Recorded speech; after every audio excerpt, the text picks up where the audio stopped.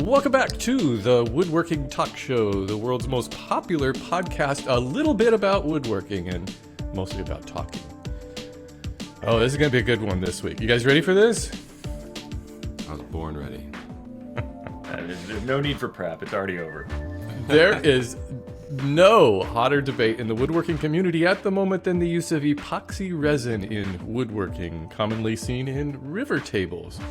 Is epoxy the freshest and coolest new material to work with since the invention of plywood? Or is it an ugly, hideous abomination that has the staying power of a fidget spinner?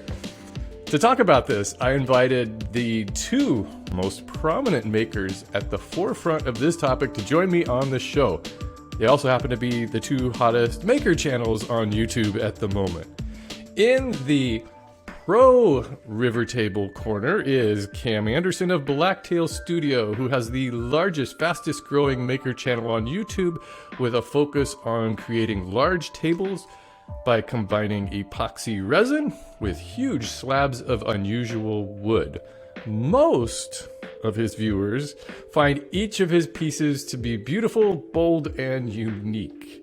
In the anti-river table corner is Jason Hibbs, the man and the beard behind Bourbon Moth Woodworking, a YouTube channel with funny and quirky videos showcasing his finely crafted woodworking projects made out of wood, and making it clear that we should just say no to river tables. Until that time recently, when he actually made a river table. A beautiful one, I might add, just so he could literally blow it up. I mean, we're talking actual explosives here. Hey, you two, welcome to the show. Hey. I thought you were going to say the Antifa corner. You know he's from Oregon, right? Hey, I want to start with Cam. Cam, his softball question. Why are so many people in love with epoxy river tables? That's a great question. I think it really opens up the creativity. It's a bridge to new woodworkers. Some people like to inhibit creativity. They may find a young woodworker who's really enjoying something that he saw on the internet, and they want to crush him right where he starts. Before he even starts. Maybe that person's going to grow up to create beautiful furniture made out of anything. It doesn't have to be wood and epoxy. And some people think it's better just to squash those creative juices initially, and I like to nurture those. Nurture, enable, you can call it whatever you want. Okay, Jason, top 3 reasons. Give me top 3 reasons why people need to just say no to river tables. You can use your fingers to count if you need to. Okay, I will use my fingers to count. Top 3 reasons they just need to say no? You could limit it to 3. We don't have all day. Okay. Number 1 reason, I will say personally, because this is my personal opinion, I think they're ugly. I think they're icky. I mean, you're pouring liquid goop over beautiful wood. And my 3rd reason is I just think it's a fad. I don't think it's here to stay. So you're spending a lot of time building something that I think is going to be out of style in a few years. But that's my personal opinion. Real quick, what's your preferred finish? For a river table or for woodworking? Woodworking. I'd go Rubio Monaco, probably. Kind of goopy. Pouring a lot of goop on the wood. Yeah, but did you know you can get that stuff all over your hands? It's natural. You can eat it. You can get epoxy all over your hands too. Can you eat epoxy? I haven't tried it. I wouldn't recommend it.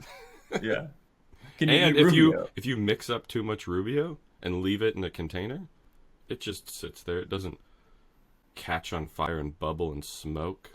It doesn't harden into a little cup? No, it gets a skin on the top like pudding. Gotcha. It's delicious. Delicious. Exactly. It smells really good too, Rubio. It does. It smells lovely. I think they should make a Rubio body spray because I like the smell of it. You could use lacquer, spray lacquer. What do you think about spray lacquer, Jason? I used spray lacquer for a long time, and I thought it has a really good finish. It's just Rubio's way easier to apply, and I'm lazy, so Yeah, I always wondered about, putting those tiny little particles of plastic up into the air. It's not like epoxy, it's a big chunk that can be, put, safely put into a landfill. That stuff just goes into the ocean, and that's fine if that's how you like to use your finishes. Okay. I will say that ever since my last video when I exploded that river table, I have had a cold. And I'm pretty convinced it's because I spread so many epoxy particles into the air, and I probably breathed some in, and now I'm sick because of it. So epoxy is filled with a cold virus. I lost probably. my voice, and I'm just now getting over it, and I blame epoxy for that sickness.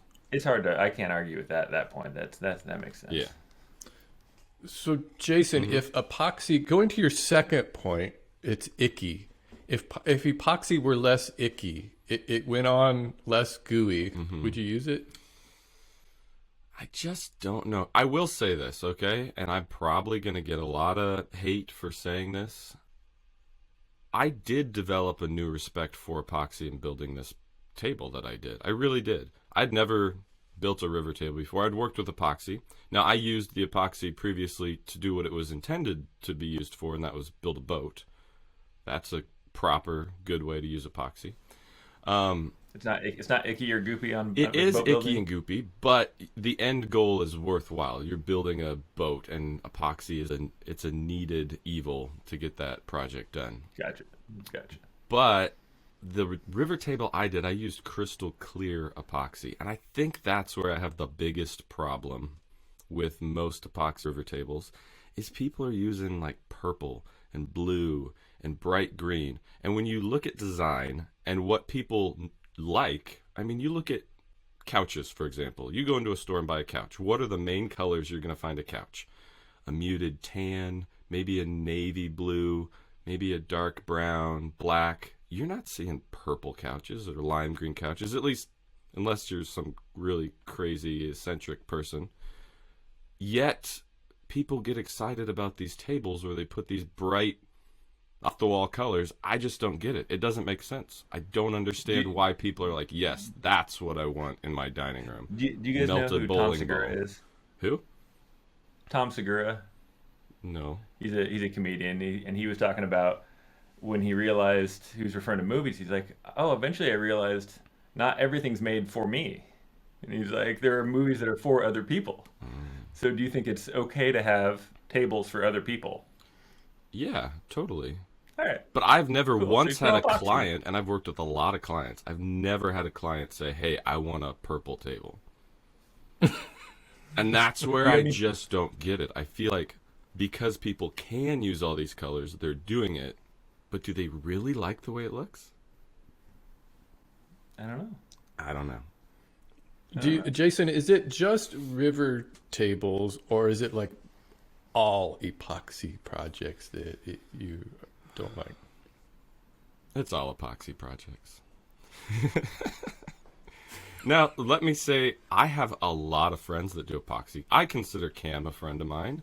I'm really good friends with Jeff Mack, who's When we started this episode, we were friends. We'll see at the end of it if we're still friends. I'm really good friends with Jeff Mack. He's like the epoxy king of Canada. I know some of the guys at Black Forest. Jess Crow is a really good friend of mine, and she's doing all sorts of crazy epoxy art on tables. And You guys know Blake McFarland? yeah, yeah. Blake McFarland does beautiful sculptures with epoxy. agreed. And I will admit they're all very, very talented at what they do. They're really good at it. It's just not my cup of tea. Is that wrong, Cam? Can I not have my own opinion on it? I don't know. I didn't pick to have you on the debate. You're the guy who blew up a river table, offending everything I do and I stand for. That just cut to my soul. Yeah, let's get to this. That table should have been the Smithsonian, Jason. Well, so you're admitting it's probably better than anything you've ever made out of epoxy. I never even thought to put the comments in there, so I'm giving you a it hard was time. pretty brilliant. You know what's funny, though? And I just think this is the way YouTube works, is I posted this video. Not once in the video do I say people that do epoxy are stupid, or if you do epoxy, you're a moron. I never say that. All I say in the video is I think epoxy is ugly, over and over again. My opinion on epoxy. Yet I got so many comments where people felt like it was a personal attack. I never said if you do epoxy, you're terrible. I just said I don't understand it. And why can't I have my own opinion on it? So here I can actually sum up the whole epoxy debate. Okay. Like, no matter what arguments people make, it comes down to certain people think they're ugly, and coupled with that, their social media feeds are infiltrated whether they like it or not, because it's the overlap with woodworking. And so now it's unlike if I don't like some type of fashion, I don't have to see it because I don't follow fashion pages. But you don't have a choice, and you are inundated with epoxy projects, and that furthers your fury and passion against epoxy projects. And that's all it is people don't like it, and they can't help but get No, that's on a it. really good point. I think that does have a lot to do with it. It's infiltrated every woodworking facet on the internet, whether you like it or not. Yeah. And if you take something that someone kind of doesn't like and then you shove it in front of their face over and over and over and over and over again, they're naturally going to grow to hate it. Sure. It's like that Baby Shark song.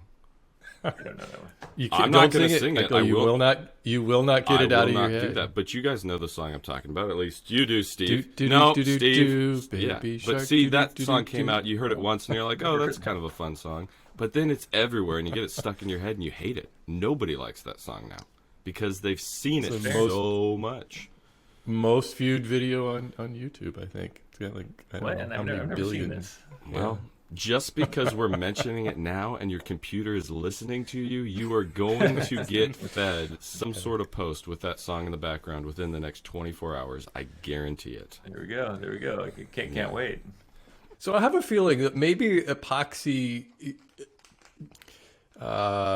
dislikers, and it seems to mostly come down to woodworkers. I don't think the general public has much of an opinion on the matter. They're kind of like, oh, it's a cool thing, whatever. But I think, and correct me if I'm wrong here, do you think that woodworkers dislike it because it sort of feels like it's infiltrating into woodworking because you use woodworking tools on it? Yeah, and that's kind of what I was saying is Jason, he is perfectly allowed his opinion, but he can't avoid it because the algorithm shoves it in front of his face, which again furthers his rage. I agree with that.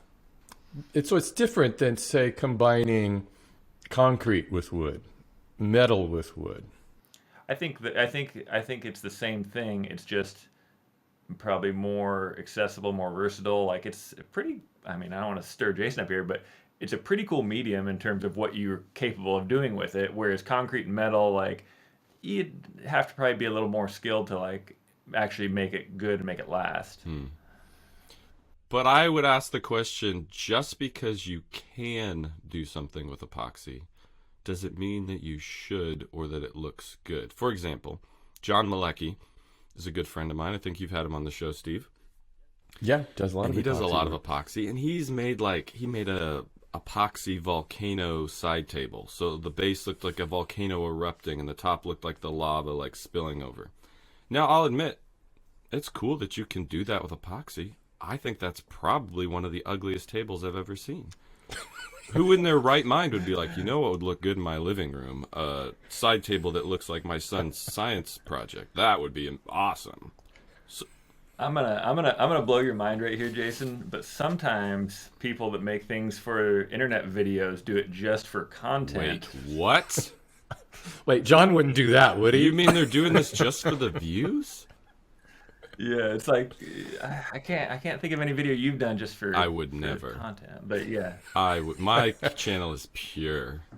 Except for all those little bits and pieces of that table all over the place. I mean, we should explain to people who haven't seen this. So you made an epoxy table. This was for your 100th video. I'm talking about Jason here. You made an epoxy table, like I described in the intro, and it is huge. It's a really nice epoxy table made with a slab of wood. You cut it down the middle, and you poured the epoxy. And then inside of that epoxy were comments Yeah. people had left on your channel, as well as a sticker bumper sticker that just says, "Just say no to epoxy tables." By the way, like 40% of those comments were from Probably. me. They were all. I didn't read the ones from Cam because I didn't want to give him, the credit, but a lot of them were from Cam. He likes to. Well, he set up all these different accounts so that he could troll you under different Well, names. so I probably did read some of his unknowingly, but yeah. So you exploded this table. You had Jonathan Katz-Moses come up with his slow-mo camera because that's what you do when you want slow-mo. Yeah. And how in the world did you get the explosives? Where could you? I wouldn't even know where to go if I wanted to explode something. Without Well, I feel like I can law enforcement. talk about it a little more freely on here because I'm not afraid of getting demonetized. I don't think you will get demonetized for us discussing it. I was a little hesitant to throw all the details of how we did the explosion into the video because I was worried YouTube was going to flag it and take it down. But this is the scary thing, Steve. In America, you can go into any hunting fishing store and buy the explosives we used to blow up that table in whatever quantity you want. There's no... Why? I mean, there are people blowing up fish? I don't know. I think they sell it. It's a product called tannerite, and they sell it for... They advertise... I'm writing this down now so I can go pick up a supply. Yeah, make sure all the kids know what to do here. Well, I think you have to be 18 to buy it, so at least that's one thing they got right. But I think they sell it for target practice is how it's advertised. And the idea is that you can put a little of this product on a target so that when you shoot the target from hundreds of yards away, it's a good visual indicator that you made contact with the target. The problem is there's no limit to how much you can buy. So if you put a few ounces of that stuff on a target, you get a little poof. If you put 26 pounds of it in a box like we did and then shoot it from 300 yards away, you get, as you saw, a pretty massive explosion. Pretty epic. And I think the other reason they feel okay with selling it is the only way to detonate this is by shooting it. You can't light it on fire. You can't do like an electric charge or anything like that. They've done tests where they've thrown it off cliffs. They've put it in huge pneumatic presses, and nothing will explode this except a high ballistic impact. So how do you do that and go to a place? I can't imagine any place I would go. I would imagine you have an explosion somewhere and you're going to be attracting law enforcement, fire departments, everybody. So you live in California. Target parking lot, I think. And I live in Oregon, where...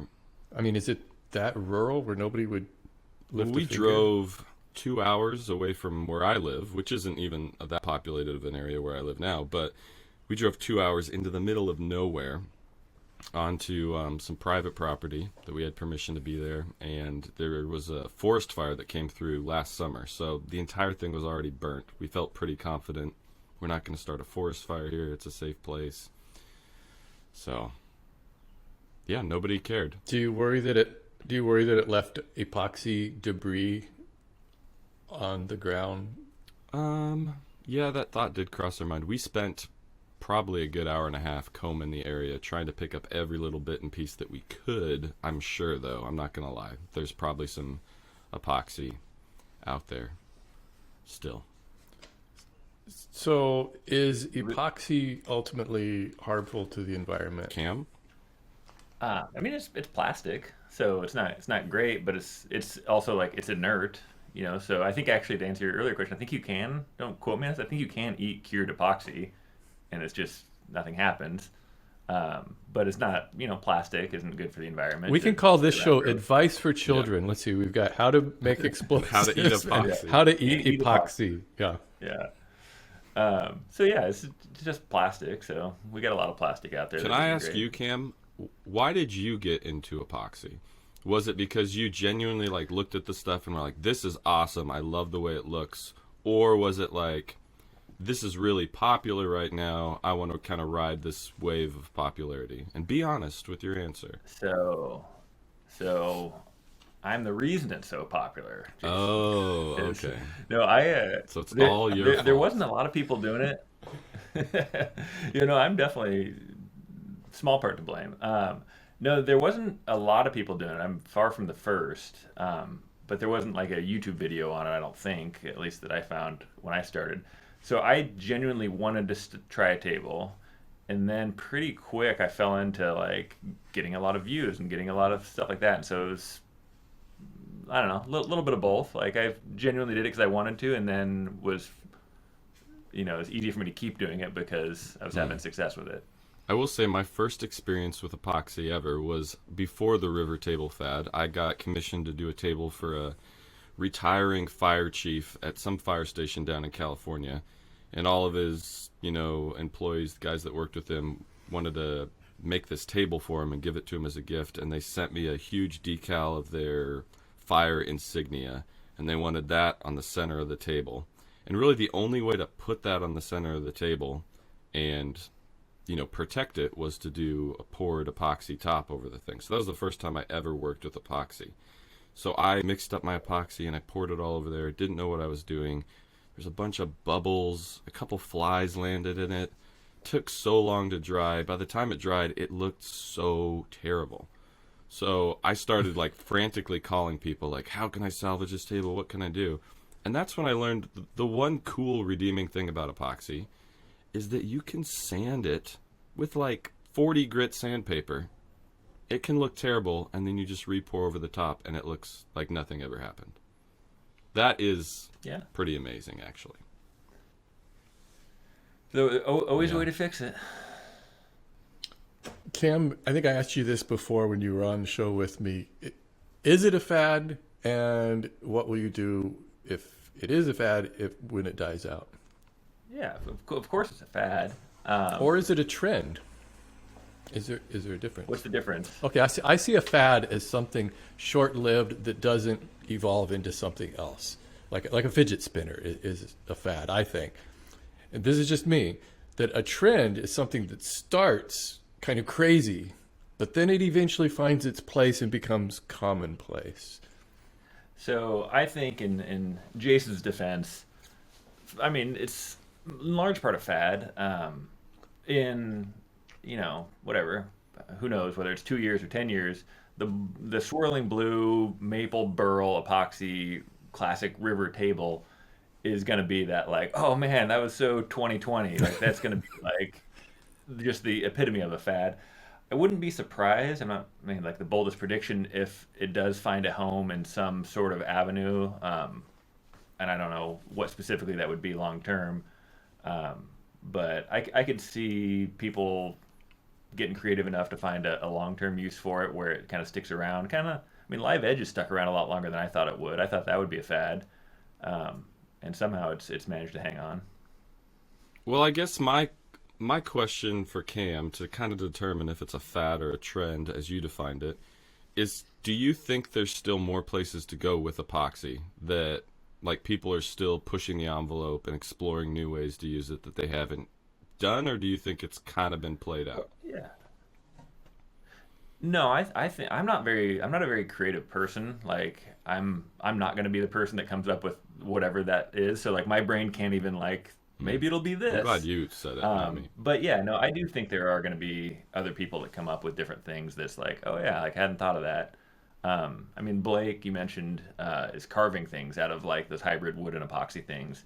And I think Jason might even think that they're beautiful. I will say cool. I've seen some people use epoxy in ways that they're mind-blowing. They really, really are.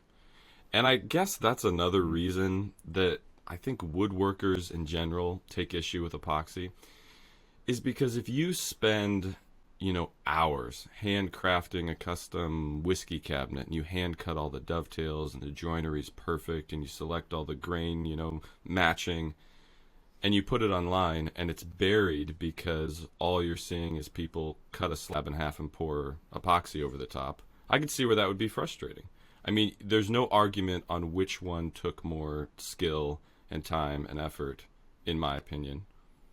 So I have something that it's some advice for people that are maybe starting out is there's a couple different avenues of thought if you're going to be a woodworker for business or if the views are important to you. If the views aren't important to you and it's not for business, you can make anything you want, but it's not always about making what you want. It's customers and if those customers are viewers, it's the viewers too. So there's so many more talented people than any of the three of us out there that nobody's ever heard of because they either choose not to do what's popular or what customers want, and they just do their craft. So it's also about the For customer, sure. not just about what's Absolutely. talent driven. I mean, when I was doing client work, this never happened, thank the good Lord. But if I had a client that came to me and was like, "Hey, I'd love to pay you $15,000 to make an epoxy river table for me." I mean, at that stage of my life, I wasn't on YouTube. I was doing client work to earn money. I probably would have done it. That's where the Sure. where the money was. Why would I say no to that? I remember I was having drinks with Jeff Mack one Yeah. time, and I asked him. I was like, "Dude, do you really like these river tables?" And he's like, "They're okay, but to tell you the truth, there's a lot of money in making them." And he also sells epoxy as a big part of his business. He's like, "I'm a businessman, more than a woodworker, and of course I'm going to go where I can make the most money." And I can't argue with that. I respect that. I totally get it 100%. Sure, sure. No, it's yeah, a lot of it is for business. I mean, other than the desk I'm sitting at, I don't have any epoxy tables in my house, and the only reason I have this one is because it didn't turn out nice enough for me to sell, and I needed a desk when we moved into our house, so I just put some legs on this one. So I'm not a huge like. Because you're still doing client work, right? I keep saying I'm going to stop. I haven't taken any orders in a couple months. I keep turning away orders, so we'll see. Yeah. Hey, congratulations, by the way, on that Make-A-Wish auction you did for that table. Would you raise Okay. like $11,000 for that? Mm-hmm. That's awesome. Yeah. Thanks. That's Thanks. awesome. A non-epoxy table too. Yeah. Wow. See, even if it was an epoxy table, I couldn't argue with that. I mean, how can you argue with that? That's awesome. Good for you, man. Thanks. Jason, is wood the only material that you think you'll ever work with now that since you're not doing client work and you won't have somebody demand? No, absolutely not. And to tell you the truth, I've got some ideas on how to use epoxy in some cool ways. I'm not going to deny that it is a cool material that you can do a lot of neat things with. Me and Michael Alm are working up an epoxy idea that won't have any wood in it. It would simply be, well, I won't say it won't have any Epoxy wood. plywood. The epoxy and wood will be separate components completely. I don't want to say too much because it's way too cool of an idea, and someone else is going to steal it and do it before we're able to do it. But no, I think epoxy has its place. I just am not a fan of when people take brightly colored plastic and pour it over beautiful wood and shout its praises. At I this don't know. point, do you think it would be like channel suicide after all you've said about epoxy if you did use it unironically like you did recently? I don't think so, because I have never said anything bad about epoxy. It has always been. You're river right. So tables. you're really making that distinction there, aren't you? Yeah, it has always been river tables. I think they're played out. I think it's about the most uncreative thing you can do now. Now, Cam makes a lot of epoxy and wood tables, but a lot of them aren't river tables. First of all, I guess you guys got to be careful because Yeah, you know we that should- you can't say the word river table, right? Yeah, we should define this. Well, we can't legally use the word river table, but we've used it a lot. Oh, really? so- Is this a trademark or something? It's trademarked, yeah. It is a You're trademark, kidding. and I don't want Oh, to. you I don't gotta- wanna- Let's not even poo-poo let's not on even say any who one trademarked person. it because then We it won't might, talk about. yeah, it might get ugly for that person. But there is a maker who makes river tables, not with epoxy, a completely other form of river table, which I will admit I think takes a lot more skill the way that he does it. But he tried to trademark river table, and he successfully did, but nobody took it seriously, and way too many people are still using it for him to do anything about it. So Huh. Yeah. Oh, anyway, what is your I just Googled it while you were talking, but I don't. so you know who it is. Yeah, it's Greg Klassen. I don't know who Greg Klassen Oh. is. Guess we are going to say it. Why not? I mean, it's public knowledge, I guess. Well, it's your show, so What's he gonna do? We're saying, what's he gonna do?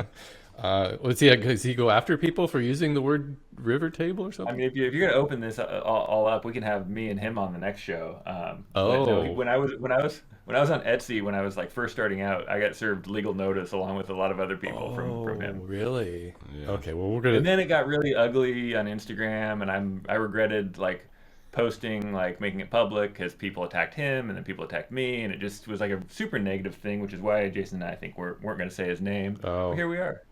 We can cut it out if you want. Yeah, I remember the great river table debacle, and it kind of blew up on Instagram, and it did get pretty ugly. Like, And I felt really bad for Greg no, because people people like were said like viciously attacking him. like stuff about his family, like stuff he didn't deserve. Like it was like Yeah, bad. absolutely not.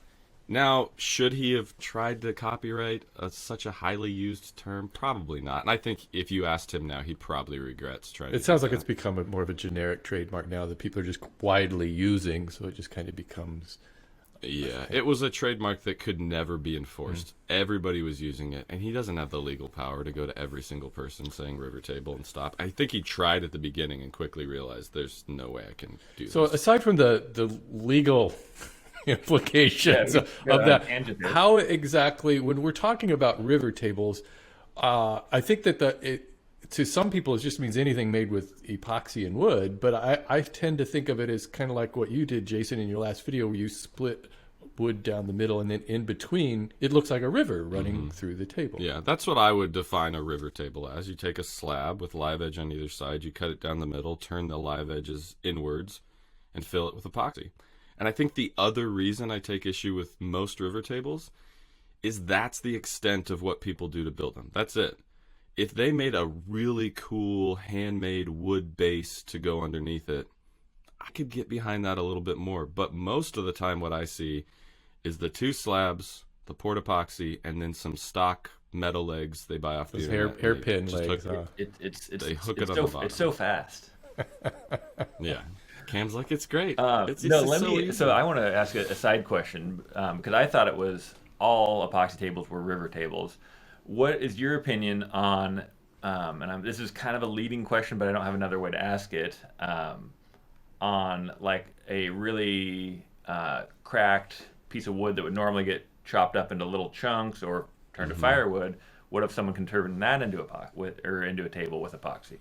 See, I respect that at least a little bit more. I still personally think they're ugly, but I get at least then you're taking a piece of wood that might not have been able to be used for something else and you're salvaging it. You're doing something with it. Okay. I can respect that a little bit more. Or when people take a bunch of different chunks of wood and they organize them kind of in a cool way and then pour epoxy around it. At least that takes a little like artistic perspective and laying out the wood in a certain way. And you're doing something more than just flip a table around, pour epoxy down the middle, call it a river table. I don't know. I'll take that. Jason, if I gave you a big, huge, round slice of lumber that was all, what do you call those, Cam? Where it's just like there's holes in it, right? It's just like a big holy. It looks like Swiss cheese or something. That's the kind of stuff that you normally would fill with epoxy. I'm not sure what you mean, but It's like a really Like a big cookie? like a cookie, yeah, irregular with a bunch of- shaped. with a bunch of checks and cracks and splits Yeah. and stuff like that. What would you do with that piece of wood? Blow it up. What would I do with it? I'd probably cut it into firewood. and There's burn nothing else you could do with it. it. I mean, that's just not the style of furniture I normally build. I've never been a huge live edge slab person. I've only ever made one live edge slab table. Ironically, it's in my dining room. But it's not like a crazy live edge piece. It's a pretty plain, just big slab of black walnut, and I had a cool metal base I designed, fabricated up to put on there. I didn't just order it on Amazon. But yeah, it's just not my style, like the kind of craggly looking live edge stuff. I'm more into the joinery and putting a piece of furniture together and figuring out leg design and all that. And you just can't do a lot of that with a slab. Now, lots of people do really cool slab stuff, and more power to you. It's just not my jam. Do you think? I guess this will be for both of you. Is this trend a trend that just appeals to wealthy people as far as buying this kind of stuff, this furniture, epoxy furniture? It probably appeals to more poor people. They just can't afford them. I like what I can't afford. Yeah, I mean, for like the tables that Jason's the really big fan of, like the bright, vibrant colors, like the tacky ones. Like I feel like poor people like tacky stuff a lot. So Wow. Oh man, Wow. no, am I wrong? you just You're went going to there. get canceled. No.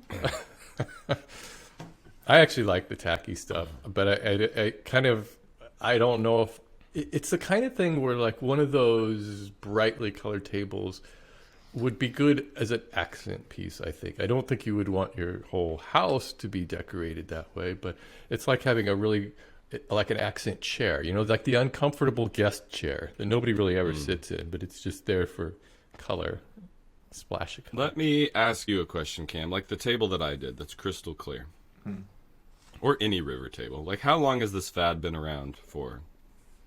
5 years? Yeah, maybe at the most. 4 years? Are you at all worried or concerned about the longevity of these tables? So initially, yeah. And I mean, if it's one of those things of like from the time I started, people would say they won't last a year, and then people started making tables that started lasting, and then they say they won't last 2 years or 3 years, and then 5 years. Now they say they won't last 10 years because they've been making them for 5 years. I'm working with. I've talked to Katz, and he's gonna work with 3M on creating like a chamber to simulate like I don't know, 1,000 seasons or something in a couple days. Oh. And I honestly don't know what's gonna happen. Like this could debunk everything. I might shatter and be like, oh wow, like everybody was right. Like these tables can't season, indefinitely. So I think that'll be cool if he can pull that off. Because there's no way to prove. Like I can say yes, they will, and then they go. Like, well, prove it. And I go, well, they haven't been around that long.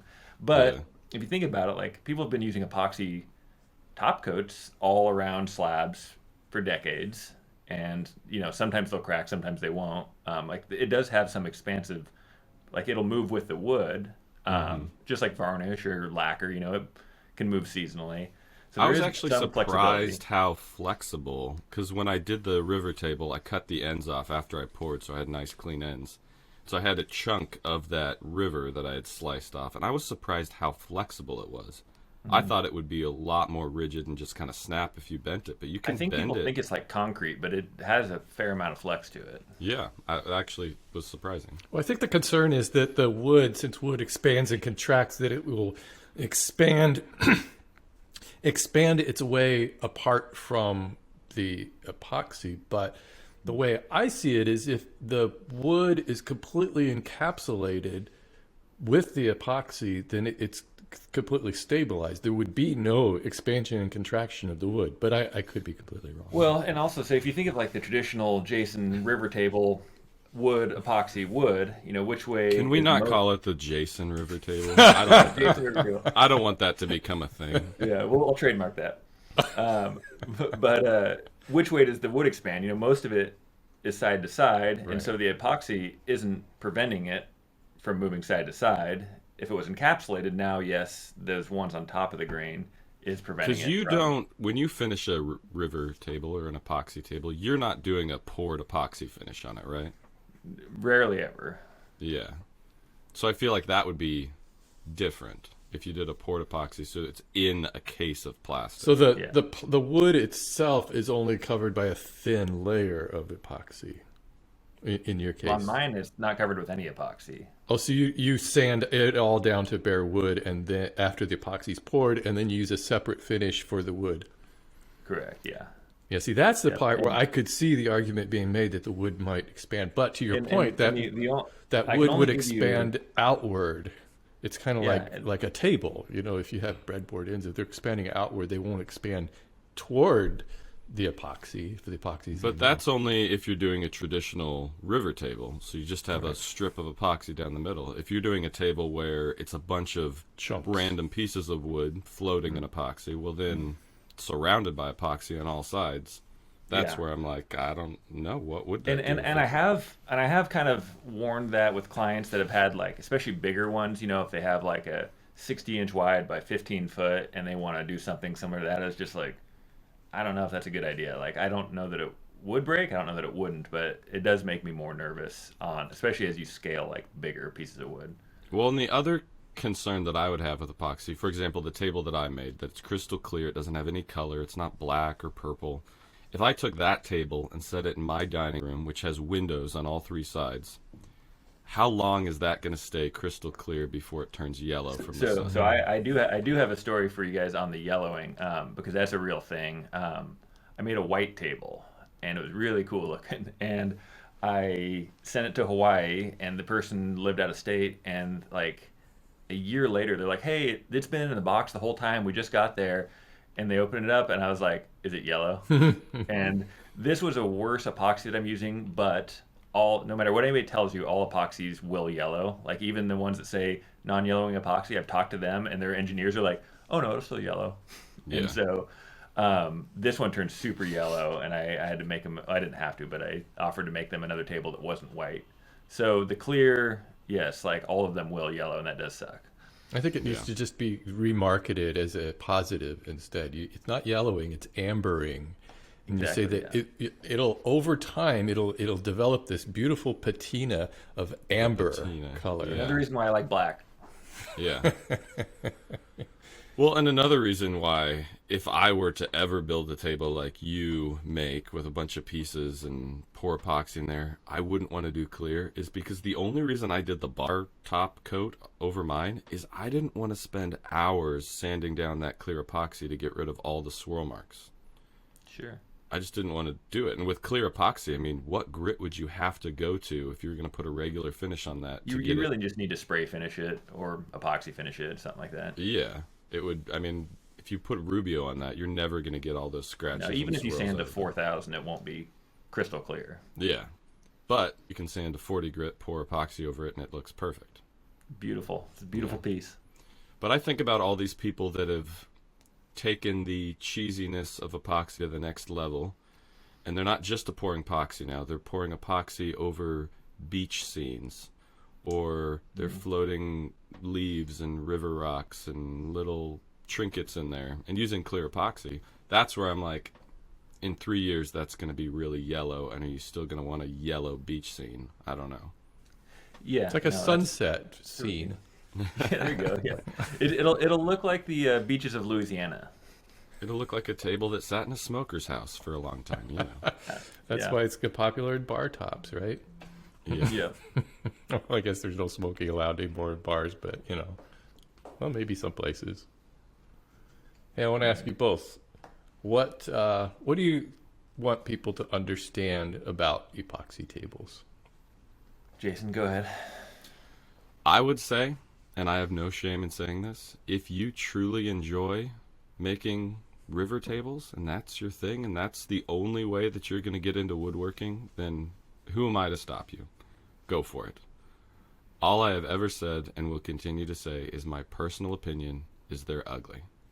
And I don't like them. But I can be friends with you if you make river tables, and that's okay. I'm friends with lots of epoxy people. I really like Cam. I met him for the first time at Workbench Con this year.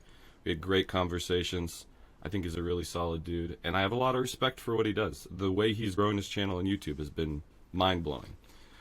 I think some of the stuff he makes is ugly, but as friends, we should haven't have seen the my ability to stuff say enough. that. I mean, if you can't tell your friend that you think something they made is ugly, then they're not a true friend, right? I have to say that I absolutely love everything you've ever done, Jason. I think that I can't find fault with a single piece you've done, and every one is even better than the Good, last. sure. Make me out to be the bad guy. What do people need to understand, Cam, about epoxy tables? I think not dissimilar from Jason. Just make what you like. Don't be afraid. I think a lot of what Jason says, people got to take in the spirit in which it's intended, and I think people might, believe it or not, Jason, people are looking up to you out there, and they might want to try it, but they think like, oh, my hero thinks these are stupid. I don't want to try it. So I think just don't be afraid. Do your own thing. Make it your own if you can. There's nothing, proprietary. So just try it and don't be afraid of what other people are going to think. Yeah. Yeah, It's funny because people watching my channel, I think they're like, here's this woodworker teaching people how to do stuff, and he's, saying epoxy tables are the worst. He's just stepping on all the people that do epoxy. But I am a woodworker, but I think above that, I'm an entertainer. That's what I'm doing on YouTube, is I'm giving entertainment to people, especially with videos like my last one. It's for entertainment. And I think if you take it in that light and don't take it too serious, you're going to enjoy it. If you view it as like a very serious instructional video, well, of course you're going to get offended by it. But that's never what it was intended to be. Yeah, I think we could Yeah. say the same thing about Cam's channel too. All those billions of people that are watching his show are not all woodworkers, so I think there's a lot of entertainment to that. Yeah. We're all just entertainers. There's not that many people that want to learn how to do what we're doing to get, a million, plus views. So we're just making stuff people want to zone out and watch. Yeah. And I mean, I'm sure you get asked this all the time too, Cam. Like, how do you grow on YouTube? How are you successful? And honestly, that's the answer, is if you're entertaining. Because he's right in saying a lot of my subscribers and my viewers are never going to build anything they watch me do. But for whatever reason, they think it's entertaining enough to watch it. Right. So as long as you're entertaining, you're going to do well on YouTube. And you can, like, Jason is a much more entertaining human than I am. So that's why I just have to, mine is more about how it's made. Like, I'm not the Tonight Show host. It's just the, start to finish, something coming together. And I get so many comments that people are like, I don't woodwork. I just want to zone out after a stressful week and, like, push play and maybe fall asleep. I'm like, Yeah. cool. Your videos fall into that satisfying category of video. People like. Early on, and like before maybe even I had a YouTube page, I was talking to some like marketing rep that was, I don't know, wanted to represent me or something, and they said, "You're not a how-to channel. You're an oddly satisfying channel." And I'm like, "Huh? I never thought about that." Yeah. Well, and that's something interesting too to bring into the whole epoxy debate. Is I think there's an ASMR factor to watching epoxy be a. Sorry, I can't talk all of a sudden. Watching epoxy be poured into a form, flowing around wood. Like, there is something oddly satisfying about that. I think that is why so many of the Instagram videos do so well. Oh, back in the day, that was the like freest Instagram followers you'd ever get. Oh, That yeah. was like You just first put up couple an months of epoxy making. thing and... Yeah. I mean, I literally just did like a dumping a bucket in, and I got like 10,000 followers in like 3 days. And now it takes me like a year to get 10,000 followers. Well, in case in point, I did a concrete countertop video, and all the little clips I put up of me pouring a bucket of concrete onto a countertop, it was the same exact thing. And I think it's the ASMR. Like, people just find that oddly satisfying to watch something For being sure. poured. So I think that has a Yeah. lot to do with it. I would be very interested if you could take a video of somebody pouring epoxy and you polled the audience of like 100,000 people that watched that video, and you asked how many of them genuinely like the piece that's being made and would put it in their house, or how many of them just really found it satisfying to watch the video. Sure. And I think along those lines it is very doable. Like, it is something that anybody can learn. Like, you don't have to be a master craftsman. But it looks like a little bit easier than it is. And so they see, like, you pour it in, sand it off, maybe 40 grit, and then some more epoxy, and you got a table. And so I think it seems approachable for the newer woodworkers, because they're like, I think I can do that. And they're not wrong. Well, and I will admit this right here in front of you and everyone listening, that I did not build a good epoxy river table. I won't hear that. I mean, I knew I was going to blow it up, so I did not spend the time that would have been required to have like a nice finished piece. I didn't spend any time flattening or leveling the slabs. I just threw them in there. They were pretty twisted and warped. Are you aware that I broke an epoxy table? You broke on purpose?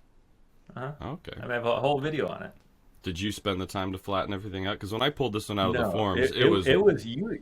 You did a much better job on your table than mine. Mine, I just poured over the clear epoxy so that could be the finish. Oh.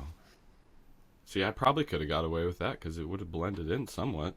But yeah, when I put those hairpin legs on there, I mean, I show it in the video because we kind of push on it. That thing, one of the legs is like 4 inches off the ground. I mean, Yeah. because it was so warped.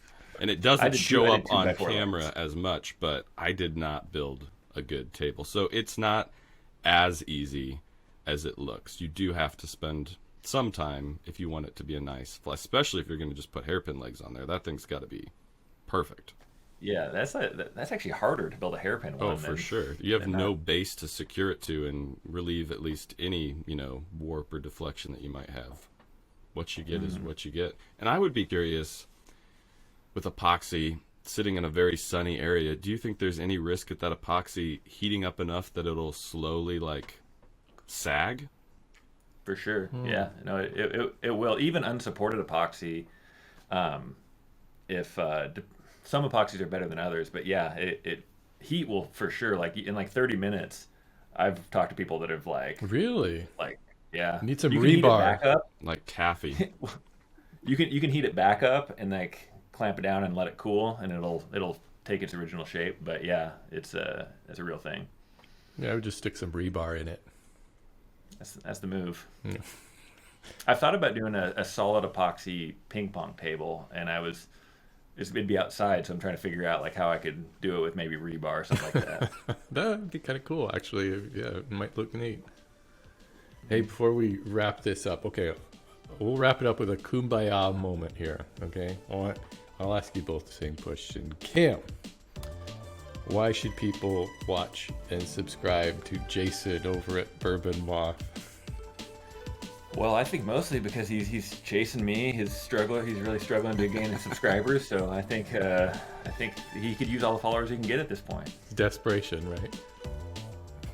How about you, Jason? Why should people subscribe to Cam over at Blacktail Studio? I think it's always a good idea for somebody, and Cam has done this amazingly well, for somebody to give examples of what not to do. And I mean, that's a perfect channel to go to and just watch and see like, okay, so don't do this, and then you can kind of find content on what you should be doing. And somebody has to do that, and Cam has done a brilliant job at that.